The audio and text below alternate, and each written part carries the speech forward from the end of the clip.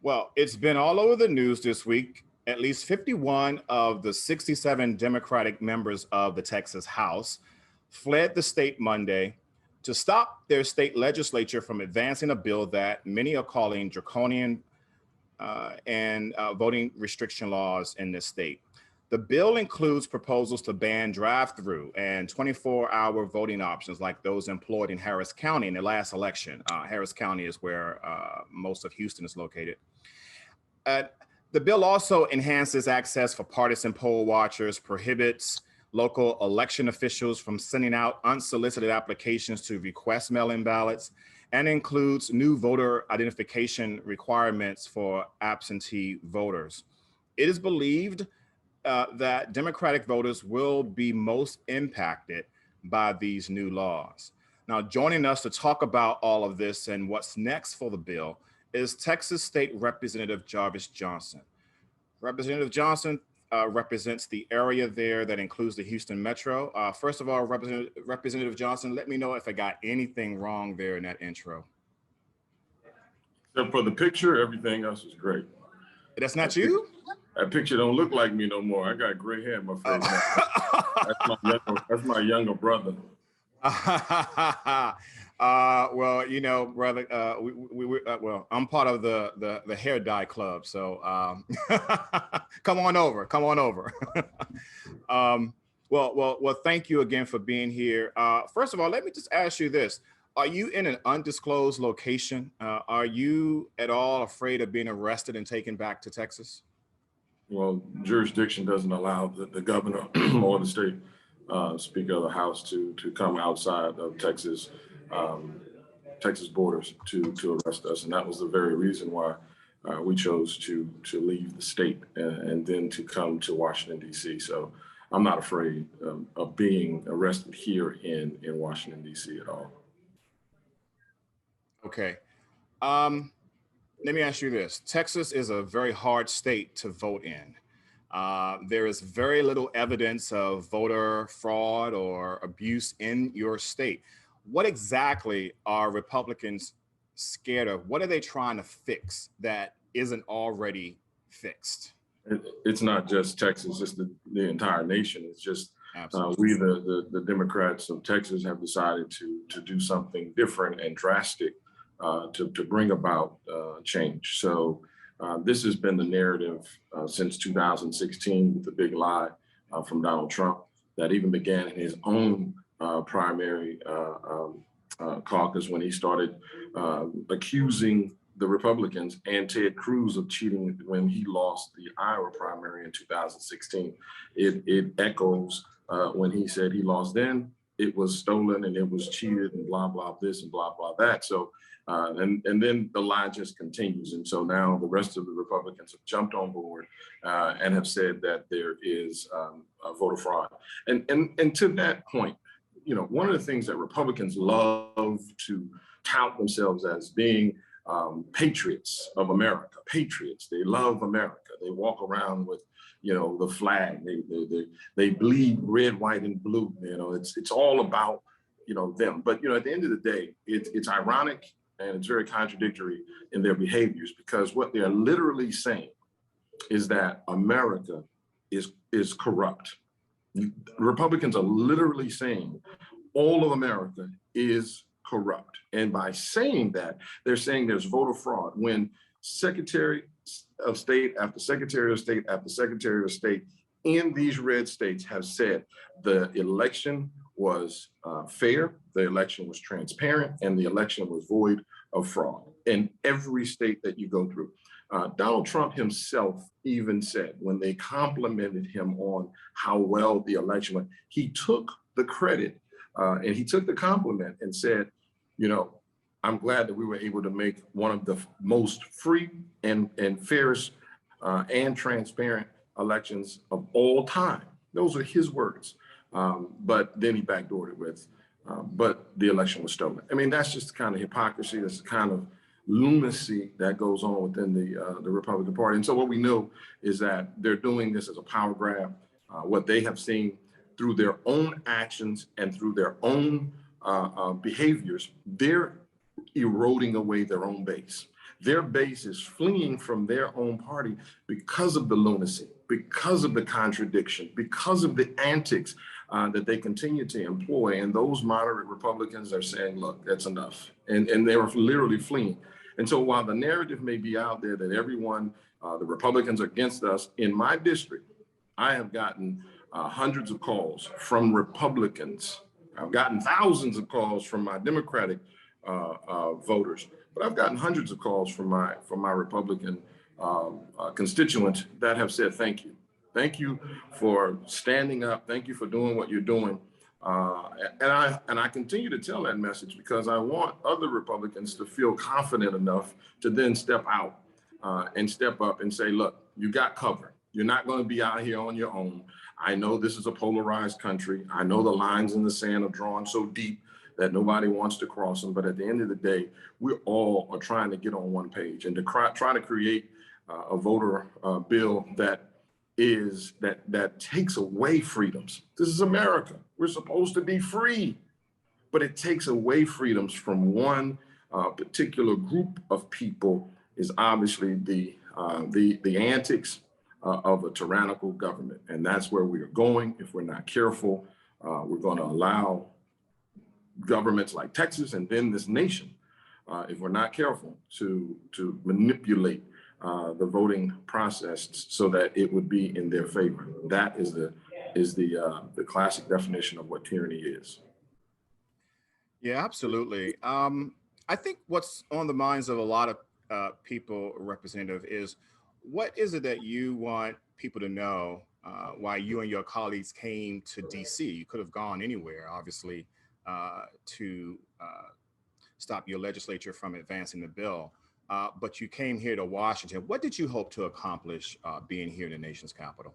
It wasn't enough just to stop the bill. I mean, that's a temporary stop. What we're trying to do is to make sure that this goes away permanently. And we knew by coming to Washington, D.C., we had an opportunity to lobby and to explain to our national legislators that this is what it's all about. We're literally trying to buy time so that the Senate could pass the John Lewis Voting Rights Act and for the People Act. That was the main goal. We're not interested in just simply having temporary fixes. We're literally trying to make sure that that the Voting Rights Act would be in place to protect all of this country, which includes Texas. And so that was the general idea. It wasn't just simply to break quorum to stop Texas's bill, but to bring real attention and awareness to many of those senators that don't know already what Texas looks like, already what Texas's laws look like,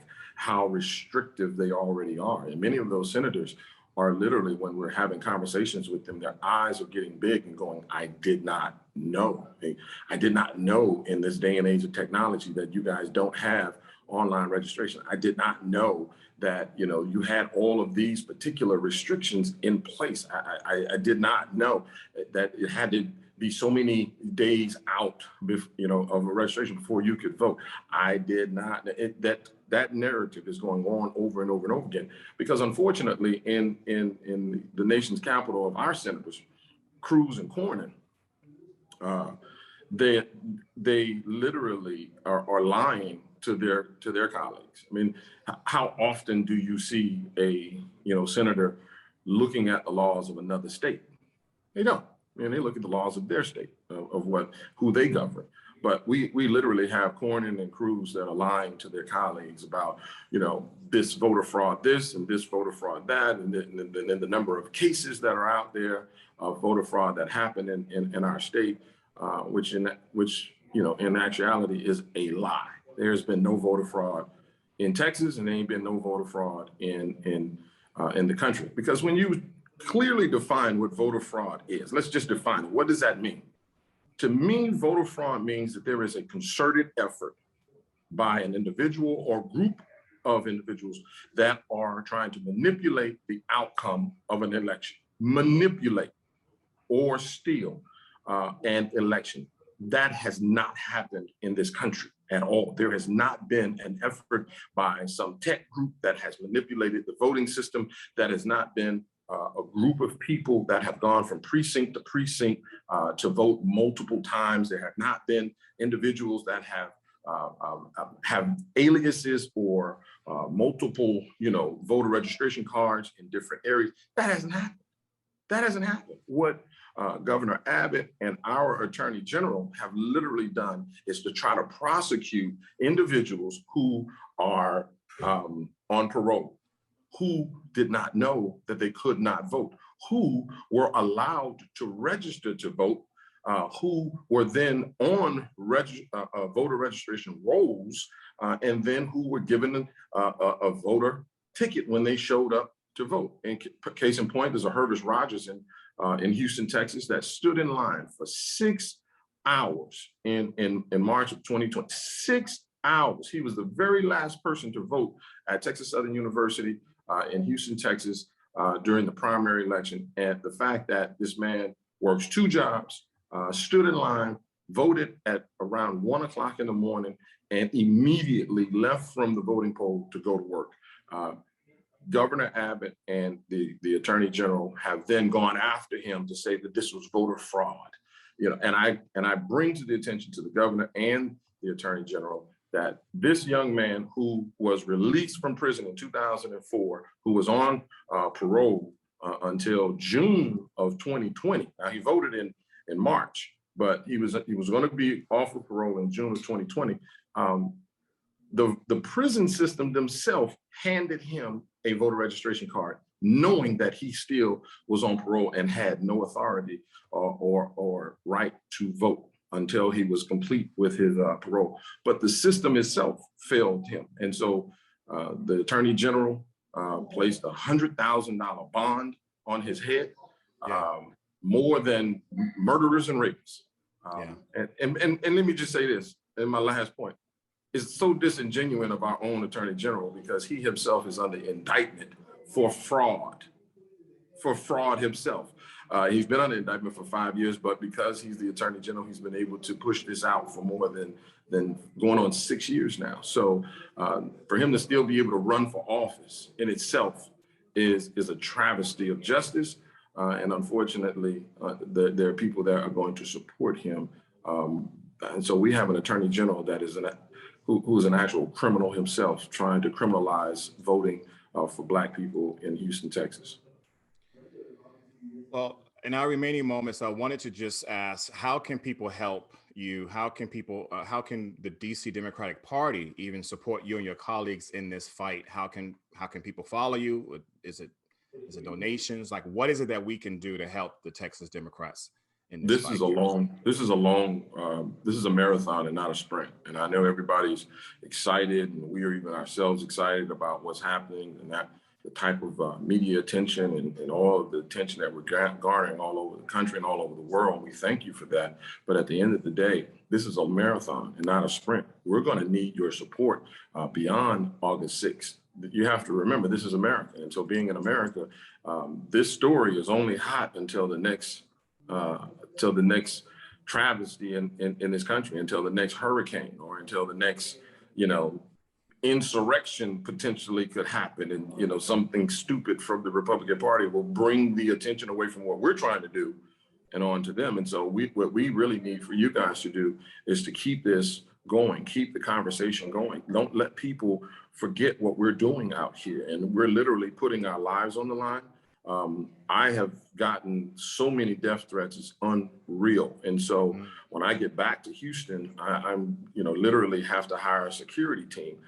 So the fact that I'm away from my family, the fact that I'm away from my job, the fact that we're putting it all on the line. And this ain't for Texas. This is not just for Texas. I mean, we're literally trying to bring attention to the nation's senators so that we can pass the John Lewis voting right bill. The fact that we are in 2021 and still trying to ask and demand for equal access to the ballot is just downright disgusting and just disheartening that we have to even go through this. But I stand on the shoulders of many who came before me that shed, blood, sweat, and tears. Many of those unknown faces that walked across that Edmund Pettus Bridge, many that were killed simply for trying to exercise their right to vote. Many that were intimidated, had dogs put on them, had water hose turned on them for so, you know, those are the people that that went through it far greater than what we are. So, but we still make the, you know, while the, you know, I've seen it in church, but the sign that said may not equal in giving, but equal in sacrifice. So what we're doing may not be equal to that of my brothers and sisters before me who gave up their life. Absolutely, it is not the same, but we're still making the same sacrifice. And so we need your support. Yes, we do need donations. You can go to ActBlue and look at all our names. I'm, you know, obviously Jarvis Johnson, and we do need those donations. There's a link that you can give to all of the Democrats, and it will be split up amongst all of us. But we you know, this is costing us a little more than $1.7 million for the remainder of the time in which we're here, that we have to pay for hotel and food and things like that, and transportation, because we're constantly going back and forth to the Capitol to meet with Congress and Senate to try to change their minds. So we do need your support. Keep the information going, stay out there, continue to talk about it, put it on your websites, put it on your social media sites, but keep the conversation going. You said this ain't just for Texas. Sir, I as a kid, I spent summers in Houston with my late Aunt Barbara. Texas and Houston holds a special place in my heart, and it pains me to see the efforts that are roll back the clock on voting rights there. Sir, we wish you and your Texas Democratic House colleagues good luck and Godspeed in this fight. Please keep us posted. Absolutely, it certainly will. Thank you for doing what you do. Keep the information going. Stay strong. So that's Texas House Representative Jarvis Johnson. He's one of 67 House Democrats there who came here from Texas to stop their legislature from advancing stricter voting rights and or voting restrictions, rather, in that state there. And again, we thank you, sir, for being with us. And again, Godspeed.